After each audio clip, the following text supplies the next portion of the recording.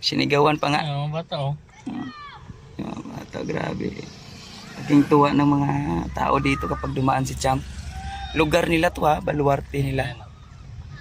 Ano, yung mga tao. Medyo nagkagulo na yung mga tao doon sa ano.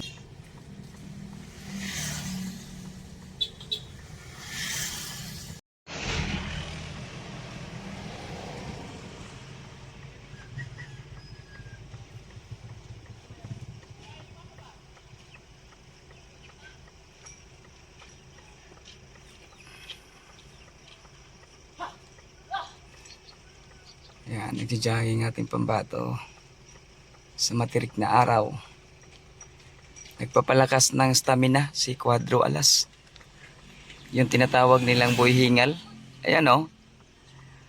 Hindi madali ang mag-training mga kawin boxing fanatics. Yung training sa boxing. Kailangan mo palakasin yung stamina.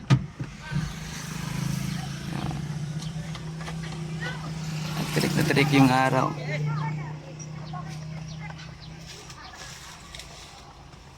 Yan, talagang fully support yung mga kabataan dito. Nandito kami sa sasakyan ng ating pambato, yung sasakyan niya na best of the best na Hakot Award, yung car shoes sa Cebu. Salamat tayo na nabigyan tayo ng opportunity na makaranas rin na makasakay sa kanyang sasakyan at talagang masaksihan yung kanyang training pag-iinsayo. Quadro Alas kasi meron. Yan, Uyod Boxing Fanatics. So huwag niyong kalimutan mag-like at mag-share, mag-subscribe sa ating YouTube channel.